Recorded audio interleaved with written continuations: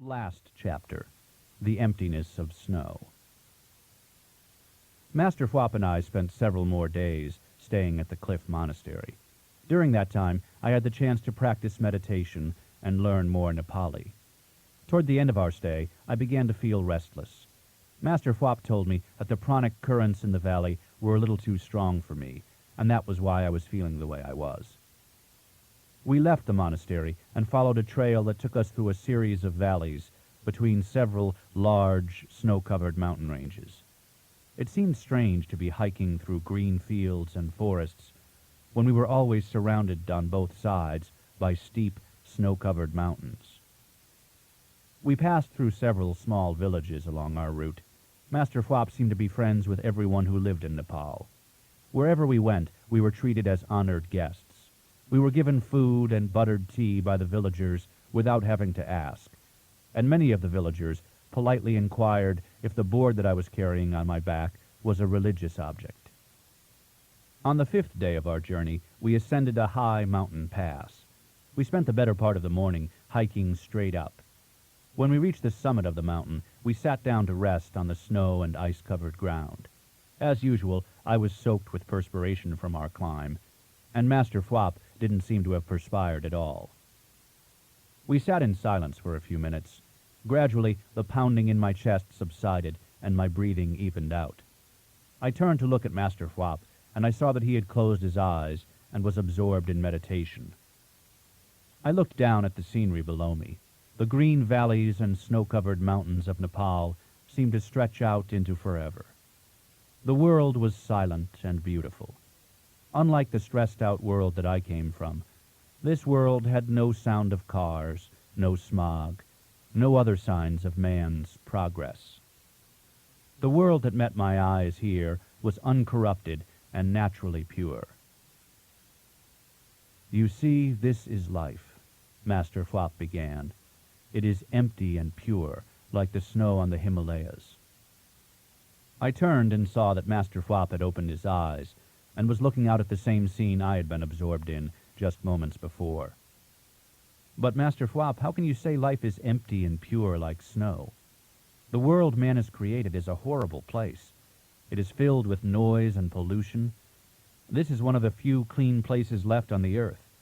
And that's not the half of it. People are cruel to each other. They kill each other in wars, steal from each other, and oppress each other in 1,000 different ways. How can you say the world is empty and pure? I think it is the opposite. It is crowded and impure." "Yes," he replied, "to the outward eye it might seem that way. But first you must understand the emptiness and purity of our Himalayan snow. Then perhaps you will see why I believe that the world is empty and pure too." "Master Fwop, I don't understand what you mean." "The Himalayan snow is empty and pure. By that I mean that it comes from the sky, covers the mountains, and then melts in the warmth of sunlight. The snow here can be so thick when it falls that you cannot see 1 foot in front of your face. It changes the mountains. It turns them from the color of stone to pure white." "So what does that have to do with the world being empty and pure?" I asked. "The world is empty and pure," he gently replied. "It has always been that way, and it will be so for all of time. That cannot be changed by any of us." "Master Fwop, I still don't think I understand what you mean by emptiness." "Emptiness," he replied, "is a word that implies absence. I could also use the words fullness beyond comprehension. That would mean the same thing. These are the only words that I know in your language that I can use to try to express what emptiness is."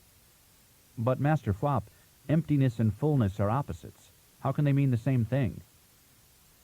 "There are 2 worlds in front of us at all times," Master Fwop patiently explained. "One world everyone can see, and the other one is invisible to everyone except the enlightened. The world that everyone can see appears to be very solid, but in actuality it is not. The world we cannot see appears to have no reality to it at all, but in actuality it is much more solid and real than the world we see before us every day. The visible world we call life and the invisible world is death. Master Flop continued, Perhaps death is not its only condition, but I cannot think of a better word. The apparent solidity of the visible world is ephemeral, he remarked casually. Nothing lasts here. All the works of man and every second, they have absolutely no substance to them at all. Master Flop, how can that be? The world exists forever. How can it end every second? I will show you. The moment that we are in right now exists.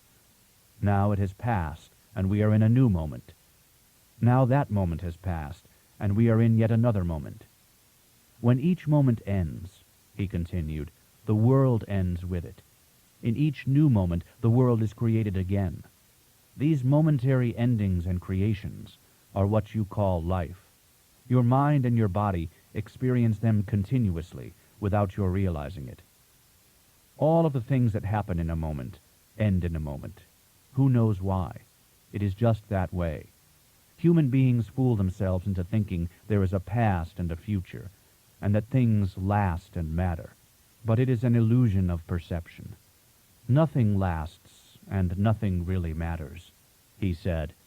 Things just seem to last and matter when you experience life through your senses and through the perceptions of your physical mind. This is what I mean by emptiness. The world you see all around you lacks any kind of solidity. From moment to moment, it comes and goes. Why allow yourself to be bothered by anything transient that occurs here? I know you mean well, Master Flop said with a light-hearted laugh, and that your heart is pure. This is why Karma selected you to be my disciple. You were born with a pure heart, that is to say, with a pure aura. You have a pure aura because you meditated in so many of your past incarnations, and in that process you eliminated all of the impurities from your inner being. But wisdom tells us that our concerns, the things in life that upset us, are unreal. They only appear to matter when we don't see life as the enlightened do. How do the enlightened see life, Master Flop? You were enlightened in many of your past lives. You should know, he replied cuttingly. Well, if I was, I certainly don't remember it. Would you please tell me how all of this looks to a person who is enlightened? We are all made up of vibrating particles of intelligent light, he replied. That, however, is only one side of our nature. We have another side. It is the side that only the enlightened can see. The emptiness of snow is death, Master Flop said, as he made a sweeping gesture with his hand that took in everything that we could see in the vast panorama before us. It is the other side of all of this, what you call life. What is death, Master Flop? Why, dear boy, death is life. Then I suppose that life is death? I asked hesitantly. Yes, exactly. Now you have it. Very good. And so saying, Master Flop gave me a beaming smile. Great, Master Flop, but what does it mean? Why, it means that the world is perfect. Nothing and no one can change it at all. The invisible world, that only the enlightened can see, is essence. It is eternal life. That is what we return to when we die. We go back into perfect eternal light for a while, and then we reincarnate. The world that you see before you is reborn and dies every moment. When it is born, it comes out of the invisible world, the world that you cannot see. When it dies, it returns to that world too. That world is perfect consciousness. It is ecstasy. There is no suffering there, and there is no sense of loss, gain, or pain. To suffer because of anything you see, feel, or experience here in the world of moment to moment is a mistake. It is like becoming upset over a frightening dream. Dreams are insubstantial. They don't last. When you wake up, no matter how vivid your dream was, it is past. It no longer exists. So why allow yourself to be upset over something that no longer exists? When you can see the other side of life, the world you refer to as death, the mysterious, undiscovered universe that lies just beyond our mind and senses, All of the pain and frustration of your life will go away. You will see that everything and everyone you love, who may appear to have been destroyed, are still just fine. They have simply moved from the world of moment to moment back into the world of emptiness. They have returned to the reservoir of life that we call nirvana. The world is empty, Master Fwop almost whispered. All of the people and places, the earth, the seas, mountains, deserts, forests and cities, and the beings that inhabit them, are unchangeable. They appear to change, oh yes, he suddenly said loudly, but one part of them returns to nirvana, and another part of them comes forward. You cannot see it, so it is like a magician's trick. We are convinced that something has occurred, when in reality nothing has happened at all. Master Fwop, how can this be? It is the perfection of life, he responded with a broad smile. Let me give you an example. Then perhaps you will understand why I am not sad, as you are, about what has happened to the earth. Consider children who are born into this world. They pass through many stages. They become adolescents, young adults. They enter into middle age, and then into old age. Then they die. Now it would appear, looking just at the surface of life, that they have gone through many changes, and then disappeared. But this is not the entire picture at all.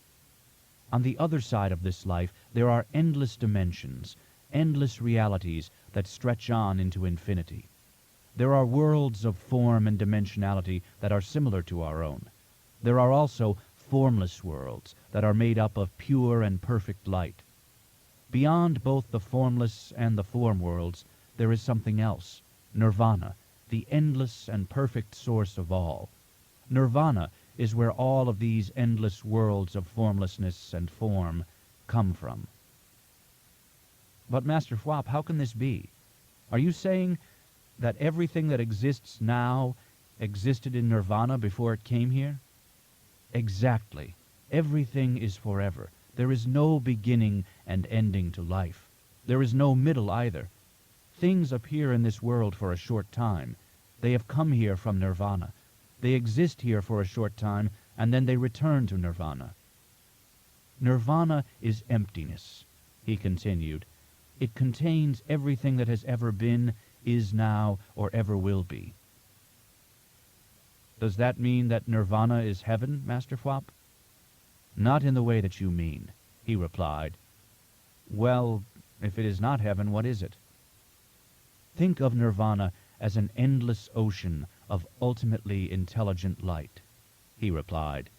It stretches on forever in all directions and throughout all times. It holds within itself, in seed form, all that can ever be. From time to time, manifest parts of nirvana appear here in what we call the world. Then, after some time, these things dissolve back into essence, into their nirvanic formlessness. Nothing can die, and nothing can be reborn. Things only change their outer appearance. When you can see within things and people, you discover that their essence is changeless, perfect light. We are all nirvana. That which is our essential form is the essential formlessness of perfect existence. Master Fwop became silent. We sat for a while without speaking, listening to the sound of the wind rushing through the snowy mountain passes.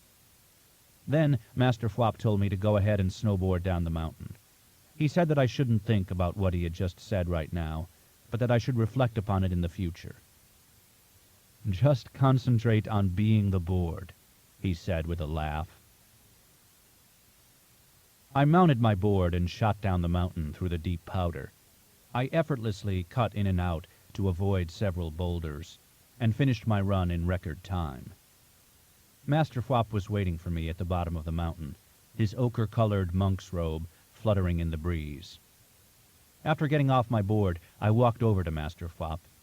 It had gotten quite dark, and the cold Himalayan wind made me shiver. "You have done quite well," he congratulated me. "You can continue to study Buddhist yoga with me. if you like." He smiled.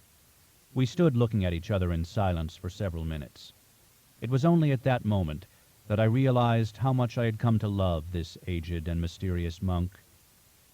Overwhelmed with emotion, I turned my gaze away. Then, together, Master Fwop and I descended the remainder of the snow-covered slope to the rock and gravel road that lay below us, where the two of us hitched a ride on a yellow and black tourist bus back into Kathmandu.